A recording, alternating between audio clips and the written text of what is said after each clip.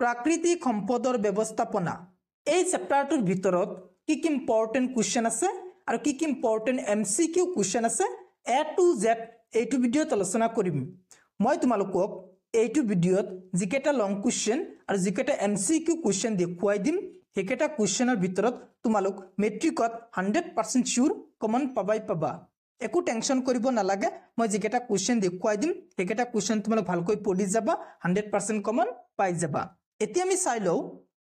প্ৰাকৃতিক সম্পদৰ ব্যৱস্থাপনা এই চেপ্টাৰটোৰ ভিতৰত কি কি ইম্পৰ্টেন্ট কোৱেশ্চন আছে প্ৰথমতে তোমালোক চাবা এইটো প্যাৰাগ্ৰাফৰ পৰা এটা মোস্ট ইম্পৰ্টেন্ট এমসিকিউ কোৱেশ্চন আছে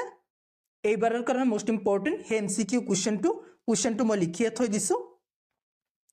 গংগা নদীৰ কাৰ্যকৰী আঁচনি বহুমুখী প্ৰকল্পটো স্থাপন কৰা হৈছিল চাৰিটা অপচন দিব তোমালোক যেতিয়া এমসিকিউ কোৱেশ্চন কৰিবা প্ৰথমতে কোৱেশ্চনটো বুজি লবা তাৰ পিছত কোনটো অপচন শুদ্ধ উত্তৰ হেতু চাবা এতিয়া আমি প্ৰথমতে কোৱেশ্চনটো বুজি লও গংগা নদীৰ কাৰ্যকৰী আঁচনি বহুমুখী প্ৰকল্পটো কেতিয়া স্থাপন কৰা হৈছিল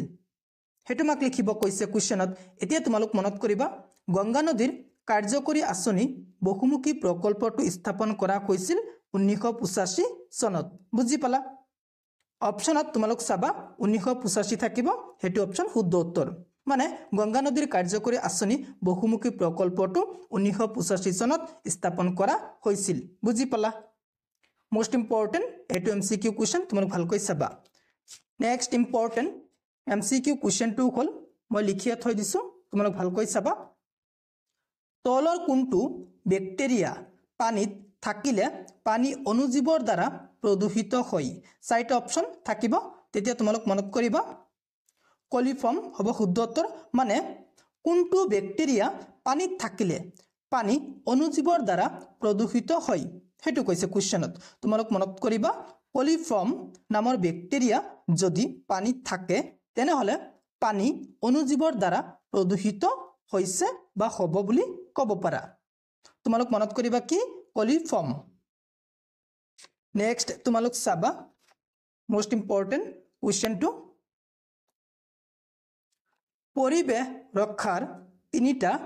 আৰৰ কথা আলোচনা কৰা এটো কোৱেশ্চন মোস্ট ইম্পৰ্টেন্ট তোমালোক এটো কোৱেশ্চন ভালকৈ শিকিয়ে যাবা মোস্ট ইম্পৰ্টেন্ট দে মই বাৰে বাৰে কৈছো এটো কোৱেশ্চন মোস্ট ইম্পৰ্টেন্ট তোমালোক ভালকৈ শিকি যাবা নেক্সট ইম্পৰ্টেন্ট কোৱেশ্চনটো হল আমি আমাৰ সম্পদৰাজিৰ কিয় ব্যৱস্থাপনা কৰিব লাগে এটো কোৱেশ্চন মোস্ট ইম্পৰ্টেন্ট এটো কোৱেশ্চন তোমালোক ভালকৈ শিকি যাবা নেক্সট চাবা তোমালোক প্ৰশ্নলিৰ 1 2 আৰু 4 এই তিনিটা কোৱেশ্চন মোস্ট ইম্পৰ্টেন্ট নেক্সট তোমালোক চাবা এটা এমসিকিউ কোৱেশ্চন আছে হেতু প্যাৰাগ্ৰাফৰ পৰা দিব এমসিকিউ কোৱেশ্চনটো তোমালোক চাবা মই প্ৰি টেষ্টৰ কাৰণে most important question answer video বনাই দিছিলো আৰু হেতু ভিডিওত মই এটো এমসিকিউ কোৱেশ্চন দিছিলো আৰু দৰং ডিস্ট্ৰিক্টৰ যেটো কোৱেশ্চন পেপাৰ হে কোৱেশ্চন পেপাৰত একদম মই যেনেকৈ কোৱেশ্চনটো দেখুৱাই দিছিলো তেনেকৈ কোৱেশ্চনটো আহিছে মই তোমালোকক কোৱেশ্চনটো দেখুৱাই দিও তেতিয়াহে তোমালোকৰ বিশ্বাস হ'ব তোমালোক চাবা 14 নং কোৱেশ্চনটোৰ কথা কৈছো বিডি তৈয়াৰ কৰা হয় চাৰিটা অপচন আছে মই এনেকৈ লিখিছিলো কোৱেশ্চনটো তোমালোক চাবা কোৱেশ্চনটো লিখিছিলো ডেছ পাতৰ পৰা বিডি তৈয়াৰ কৰা হয় মানে কোনটো পাতৰ পৰা বিডি তৈয়াৰ কৰা হয় হেতু মই কোৱেশ্চন দিছিলো হেতু কোৱেশ্চন ছ এনেকৈ দিছে বিডি তৈয়াৰ কৰা হয় বুজি পাইছা না কোৱেশ্চনটো একেই বিডি তৈয়াৰ কৰা হয় মানে কোনটো পাতেৰে বিডি তৈয়াৰ কৰা হয় হেতু মাক লিখিব কৈছে মই কোৱেশ্চনটো এনেকৈ দিছিলো কোৱেশ্চনটো চাবা ডেছ পাতৰ পৰা বিডি তৈয়াৰ কৰা হয় চাৰিটা অপচন আছে টেণ্ডু পাতৰ পৰা কি তৈয়াৰ কৰা হয় বিডি তৈয়াৰ কৰা হয় বুজি পালা তোমালোক দৰং ডিস্ট্ৰিক্টৰ ষ্টুডেন্ট বিলাকে মোক কবা কমন পৰিছে না নাই প্ৰি টেষ্টত মই জিবিলাক কোৱেশ্চন কমন দিছিলো 80% কমন পৰিছে এটো মোস্ট ইম্পৰ্টেন্ট কোৱেশ্চন তোমালোক ভালকৈ চাবা ডেছ পাতৰ পৰা বিডি তৈয়াৰ কৰা হয় কোনটো পাতৰ পৰা বিডি তৈয়াৰ কৰা হয় হেতু তোমালোক ভালকৈ চাবা টেণ্ডু পাতৰ পৰা বিডি তৈয়াৰ কৰা হয় নেক্সট তোমালোক চাবা নেক্সট ইম্পৰ্টেন্ট কোৱেশ্চনটো হল কোনে আৰু কেতিয়া খেজৰি গছবিধক ৰক্ষাৰ কাৰণে প্ৰাণ আহুতি দিছিল এটো কোৱেশ্চন মোস্ট ইম্পৰ্টেন্ট তোমালোক মনত কৰিবা ৰাজস্থানৰ যোধপুৰৰ ওচৰৰ খেজৰালি গাঁৱত খেজৰি গছবিধক ৰক্ষাৰ কাৰণে 1731 চনত অমৃতা দেৱীয়ে আন 363 গৰাকী ব্যক্তিৰ সৈতে প্ৰাণ আহুতি দিছিল এটো 2 মাৰ্কৰ কোৱেশ্চন আহিব নহলে ইয়াৰ পৰা এমসিকিউ কোৱেশ্চন এটা 100% শিওৰ আহিব তোমালোক মনত কৰিবা ৰাজস্থানৰ যোধপুৰৰ ওচৰৰ খেজাৰেলি গাঁৱত এই গাঁৱৰ নামটো মনত কৰিবা খেজাৰেলি গাঁৱত কোনটো গছৰ ৰক্ষাৰ কাৰণে খেজৰি গছবিধক ৰক্ষাৰ কাৰণে কেতিয়া 1731 চনত কোনে অমৃতা দেৱীয়ে আৰু কিমান গৰাকী ব্যক্তিৰ সৈতে প্ৰাণ আহুতি দিছিল 363 গৰাকী তোমালোক খেজাৰেলি গাঁৱত এটো মনত কৰিবা খেজৰি গছবিধক ৰক্ষাৰ কাৰণে এটো মনত কৰিবা 1731 চনত এটো মনত কৰিবা আৰু অমৃতা দেৱীয়ে আৰু 363 গৰাকী ব্যক্তিয়ে কি কৰিছিল প্ৰাণ আহুতি দিছিল এটা মনত কৰিবা ইয়াৰ পৰা এটা এমসিকিউ কোৱেশ্চন 100% শিওৰ আহিব নহলে 2 মাৰ্কৰ কোৱেশ্চন এটা আহিব নেক্সট তোমালোক চাবা বহনক্ষম ব্যৱস্থাপনা ইয়াৰ ওপৰত চুমুটুকা লিখা শিকিবা নেক্সট তোমালোক চাবা ইম্পৰ্টেন্ট কোৱেশ্চন চিপকো আন্দোলন ইয়াৰ পৰা কোৱেশ্চন দিব মই বাৰে বাৰে কৈ দিও ইয়াৰ পৰা প্ৰত্যেকবাৰ কোৱেশ্চন আহিয়ে থাকে বহনক্ষম ব্যৱস্থাপনা চুমুটুকা লিখা শিকিবা নহলে তোমালোক চাবা এটো কোৱেশ্চন এমসিকিউ কোৱেশ্চন আহিব 1970 চনত গাৰুৱাল পাহাৰৰ উচ্চ অঞ্চল অতি ভিতৰুৱা গাঁও ৰেনিত প্ৰথমে এই আন্দোলনৰ সূত্ৰপাত হৈছিল মানে তোমালোকক এমসিকিউ কোৱেশ্চন দিব মই তোমালোকক কোৱেশ্চনটো দেখুৱাই দিও কোৱেশ্চন পেপাৰৰ পৰা মই এটো কোৱেশ্চন কমন দি দিছিলো দৰং ডিস্ট্ৰিক্টৰ ষ্টুডেন্ট বিলাকে মোক কমেন্ট কৰি কবা মই দিছিলো না নাই তোমালোক চাবা এটো চোৱা চিপকো আন্দোলন গড লৈ উঠিছিল এটো ডি নং অপশনটো শুদ্ধ উত্তৰ হ'ব গাৰুৱাল পাহাৰত এটো মোস্ট ইম্পৰ্টেন্ট এমসিকিউ কোৱেশ্চন তোমালোক ইয়াৰ পৰা কি চাবা চিপকো আন্দোলন প্ৰথমতে কোত সূত্ৰপাত হৈছিল এটো কোৱেশ্চন মোস্ট ইম্পৰ্টেন্ট তোমালোক মনত কৰিবা 1970 চনত গাৰুৱাল পাহাৰৰ